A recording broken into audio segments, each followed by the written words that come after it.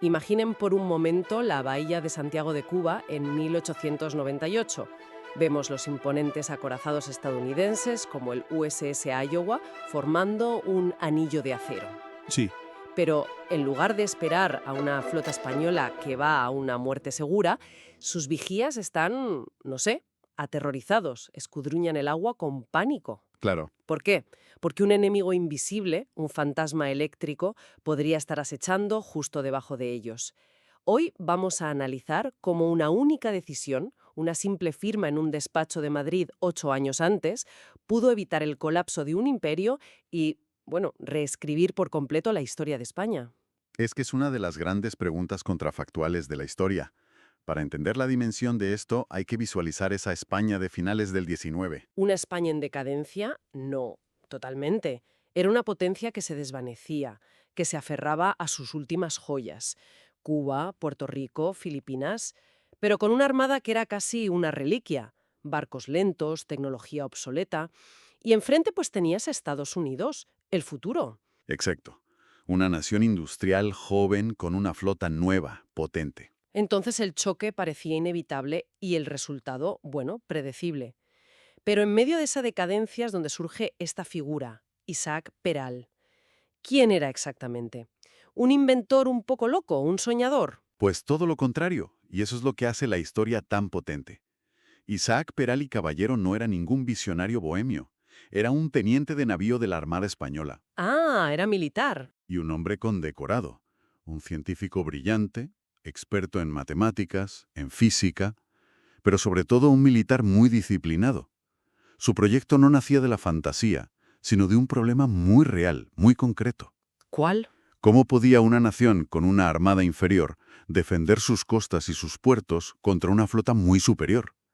Y su respuesta fue radical. Su submarino. A ver, cuando una piensa en los primeros submarinos se imagina, no sé, cacharros, poco fiables, casi suicidas. ¿El de Peral era de ese estilo? En absoluto. El submarino Peral era, y no exagero, el primer submarino de guerra moderno. Hay que imaginarse lo que significaba eso en la época.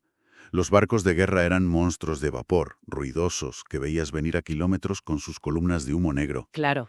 Y de repente Peral presenta esta cosa, una máquina de 22 metros de eslora, 85 toneladas, que se movía en un silencio casi absoluto bajo el agua. Un momento, silencio absoluto. ¿Cómo lo conseguía? Propulsión eléctrica. Fue un pionero absoluto en esto. Mientras todo el mundo pensaba en el vapor, él usó baterías y dos motores eléctricos. O sea, que no necesitaba una chimenea que delatara su posición. Justo. Le daba un sigilo sin precedentes. Pero la genialidad no se quedaba ahí, ¿eh? Tenía un tubo lanzatorpedos interno en la proa. ¿Y eso qué importancia tenía? Hasta ese momento los torpedos se lanzaban desde barcos en la superficie, de forma muy visible. Exacto. Era un proceso muy aparatoso y te exponía al fuego enemigo. Poder lanzar un torpedo desde abajo sin que nadie te viera venir, eso cambiaba las reglas del juego por completo. Y para apuntar, claro, ¿cómo lo hacía? Pues inventó un periscopio, lo que él llamó un tubo óptico que le permitía ver el exterior sin tener que emerger. Era un depredador de una especie completamente nueva, diseñado para sumergirse hasta 30 metros y esperar a su presa.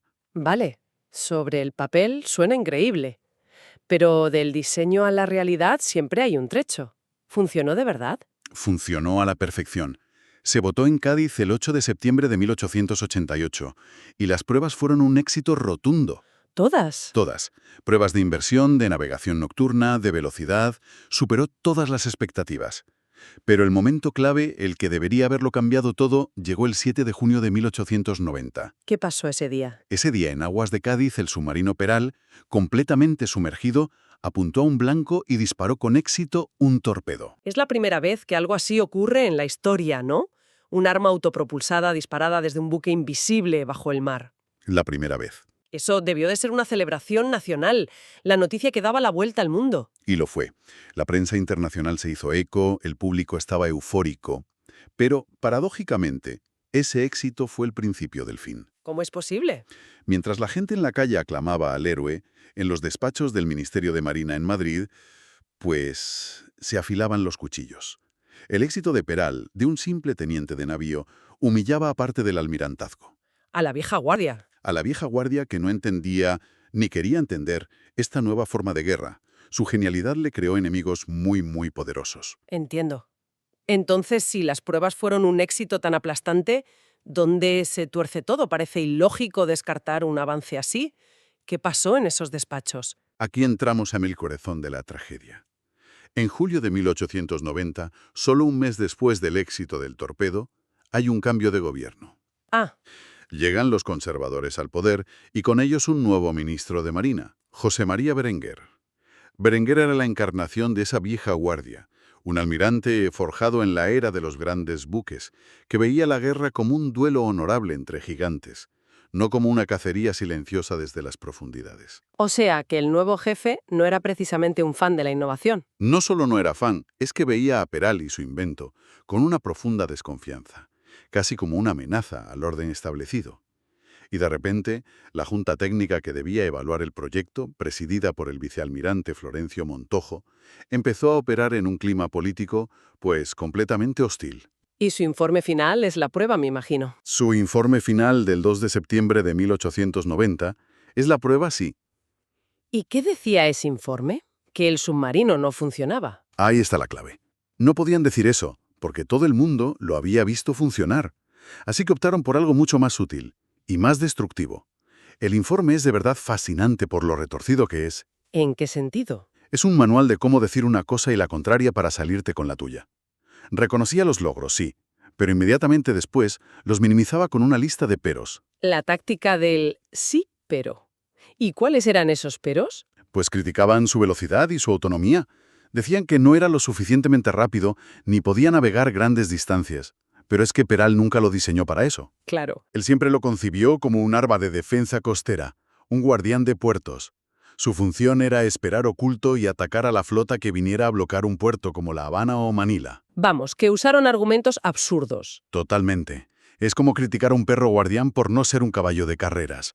El informe era sencillamente un pretexto, una justificación política para una decisión que ya estaba tomada. Entonces, para que quede claro, hay dos mitos que hay que desmontar aquí. El primero, que el submarino fracasó en las pruebas. Falso. Las superó todas con creces. La evaluación negativa no fue técnica, fue política. Fue el resultado de una campaña de desprestigio orquestada desde el propio ministerio. Y el segundo mito es que quizás potencias extranjeras, como Gran Bretaña, presionaron a España para que no desarrollara un arma tan desequilibrante. Aunque hubo espionaje, claro, y mucho interés extranjero, las fuentes dejan claro que la cancelación fue una decisión fundamentalmente interna. Fue un caso de autodestrucción. Envidias, burocracia. Envidias profesionales, la hostilidad del ministro Berenguer y la miopía de la burocracia. Ellos fueron los verdugos del proyecto. Y todo culminó el 11 de noviembre de 1890. Ese día se firma la Real Orden. La firma que lo cambió todo. Esa firma ordena el desarme del submarino y el fin de los estudios. Para Peral fue una traición devastadora. Pidió la baja de la Armada en el 95 y murió poco después en Berlín, operándose de un cáncer, completamente desengañado. Qué final tan trágico. Pero aquí es donde hacemos nuestro trabajo. Volvamos a ese despacho a noviembre de 1890. El ministro Berenguer tiene la pluma en la mano. ¿Y si algo cambia? Sí. Quizás una intervención de última hora de la reina regente María Cristina, que era la madrina del proyecto y creía en él. ¿Qué pasa si la firma en el papel ordena lo contrario? Si esa firma, en lugar de cancélese, hubiera sido constrúyase, la historia del siglo XX sería irreconocible. A ver, dibuja ese escenario. Imaginemos algo plausible. Se aprueba un presupuesto modesto, pero suficiente. Una flotilla inicial de 3 submarinos mejorados. Base de operaciones el Arsenal de Cartagena. Un lugar discreto, perfecto para un proyecto secreto. Y Peral no se retira humillado. Al contrario, es ascendido a capitán de navío y puesto al frente de la nueva y secreta arma submarina de la Armada. O sea, en lugar de morir de pena, se convierte en el líder del programa militar más avanzado del mundo. Exacto. Los siguientes 8 años, hasta 1898, no son de amargura. Son de trabajo febril y secreto, perfeccionando el diseño, mejorando las baterías, la fiabilidad de los torpedos, entrenando a las primeras tripulaciones de submarinistas de la historia. Mientras el resto del mundo sigue otra doctrina. Eso es crucial. Mientras el resto del mundo, sobre todo Estados Unidos, sigue la doctrina naval de Alfred Thayer Mahan. Que si no recuerdo mal, se basaba en la idea de que quien tuviera los acorazados más grandes y ganara una gran batalla en mar abierto controlaría el mundo. Justo. Mientras EU invierte millones en construir esos pesos pesados de 10.000 toneladas, España en secreto está perfeccionando el arma perfecta para hundirlos por una fracción del coste. Es una mentalidad de guerrilla. De guerra asimétrica, aplicada al mar. Para 1897 la estrategia está lista. 2 submarinos se envían en secreto a Cuba, uno a Puerto Rico y otro a Filipinas. No son una flota de invasión. No, son una póliza de seguro, un arma de negación de área, diseñada para convertir las aguas costeras españolas en un cementerio para cualquier invasor. De acuerdo, el escenario está preparado. Es 1898. El USS Maine explota en La Habana, Estados Unidos declara la guerra. En la historia real, la flota del almirante Sampson bloquea Santiago de Cuba y espera para masacrar a los barcos españoles. ¿Cómo cambia la película con los submarinos de Peral? El bloqueo de Sampson pasa de ser una operación de rutina a una pesadilla. Bajo el amparo de la noche, 2 sumergibles clase Peral se deslizan fuera del puerto. Son fantasmas eléctricos, indetectables. Imagina la escena. La tripulación del USS Iowa, encubierta, confiada, y de repente, una explosión brutal abre un boquete en el casco. Ni siquiera saben de dónde ha venido el ataque. Una mina, un torpedo desde la costa, o algo peor. El pánico, el miedo a lo desconocido. Exacto. El pánico es un arma tan poderosa como el torpedo. ¿Cuántos más hay ahí fuera? Pueden atacar de nuevo. Sampson se vería obligado a retirar sus valiosos acorazados a una distancia segura. ¿Y un bloqueo a distancia es un bloqueo ineficaz? Claro. La flota española atrapada en Santiago podría recibir suministros e incluso escapar. Y supongo que en Filipinas ocurriría algo parecido. La batalla de la Bahía de Manila, que en la realidad fue un paseo militar para el Comodoro Dewey, sería muy diferente. Se convertiría en una misión suicida. Entrar en una bahía cerrada y estrecha, sabiendo que en el fondo te espera un submarino lanzatorpedos, es una locura. Y esto no es especulación nuestra. No, en absoluto. Años después de la guerra, el propio almirante Dewey, el gran héroe americano, lo admitió ante el Congreso de Estados Unidos. Y cito textualmente, dijo que con 2 de esos submarinos de Peral, él no se habría atrevido a intentar mantener el bloqueo de Manila. Es increíble. El propio adversario reconoció el poder del arma que los líderes españoles habían decidido ignorar. Es la ironía más trágica de toda esta historia. Totalmente. Una guerra estancada, con bajas navales inesperadas, humillantes, habría cambiado todo el cálculo político en Washington. La espléndida pequeña guerra, como la llamaron, se habría convertido en un atolladero costoso y sangriento. Y la presión pública para negociar habría sido enorme. Claro. Así que, en lugar del humillante Tratado de París, donde España lo cedió todo, podríamos imaginar un Acuerdo de Lisboa, por ejemplo, negociado en 1899. No una rendición, sino un armisticio. Exacto. Estados Unidos conseguiría su objetivo principal, la independencia de Cuba, pero España conservaría Puerto Rico, Guam y sobre todo Filipinas. Una paz con honor. Las consecuencias geopolíticas son enormes. Pero has mencionado antes que el mayor impacto puede no ser externo, sino interno, dentro de la propia España. Sí, y aquí es donde la historia alternativa se vuelve aún más profunda. En nuestra realidad, la derrota humillante de 1898 dio a luz a la generación del 98. Unamuno, Baroja, Machado. Intelectuales brillantes, pero profundamente pesimistas, obsesionados con la decadencia de España. Su diagnóstico era que España era un fracaso. Pero en esta nueva línea temporal no hay derrota, no hay humillación. No hay generación del 98. En su lugar, nace una generación de la victoria. O si quieres, una generación Peral. Una generación optimista. Exacto, que no mira al pasado con nostalgia, sino al futuro con confianza. El héroe nacional no es un conquistador de siglos pasados, es un inventor vivo, un ingeniero. El debate nacional no es ¿en qué hemos fallado?, sino ¿qué podemos inventar ahora? El prestigio se desplaza de los terratenientes y militares tradicionales a los científicos, los ingenieros, los innovadores. Una España que entra en el siglo XX no como una nación herida y acomplejada, sino como una pionera tecnológica. ¿Es realista pensar que eso podría haber cambiado el resto del siglo que fue tan convulso? Podría haberlo cambiado todo.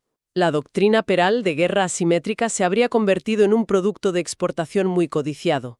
España se convertiría en líder mundial en tecnología submarina, impulsando un renacimiento industrial en sectores clave: ingeniería eléctrica, metalurgia, la óptica para los periscopios. Y esa prosperidad genera estabilidad. Esa prosperidad, unida a un orgullo nacional basado en el ingenio y no en la conquista, genera una estabilidad social y económica. Una España más próspera, tecnológicamente avanzada y segura de sí misma podría haber mitigado las terribles tensiones que, en nuestra realidad, explotaron en la Guerra Civil de 1936. Entonces, ¿cuál es la gran lección que extraemos de todo esto? La historia de Isaac Peral parece un aviso. Es un aviso universal. Nos enseña que la mayor amenaza para el progreso de una nación no siempre es un enemigo externo. Muy a menudo la amenaza está dentro. La resistencia al cambio. Es la resistencia al cambio, la envidia que castiga el talento, la burocracia que asfixia la innovación y la miopía de los líderes que son incapaces de ver el futuro. España no perdió la guerra de 1898 por falta de genio, sino por falta de visión para apoyar a su genio. Hoy, el submarino Peral original, el que lo empezó todo, es una pieza de museo en el puerto de Cartagena. Un monumento silencioso a todo lo que pudo ser y no fue. En la historia alternativa, el verdadero monumento a Peral no sería ese prototipo en un museo, sería una nación transformada. Su caso es un recordatorio de que el futuro de una sociedad a menudo depende de una elección muy simple: apoyar a sus visionarios o ceder ante sus burócratas. Lo que nos deja con una última reflexión. La historia no es una línea recta, está llena de estos puntos de inflexión, de estas decisiones aparentemente pequeñas con consecuencias monumentales. Nos invita a preguntarnos qué otros momentos clave, qué otras firmas en un despacho pudieron haber definido el mundo que conocemos hoy.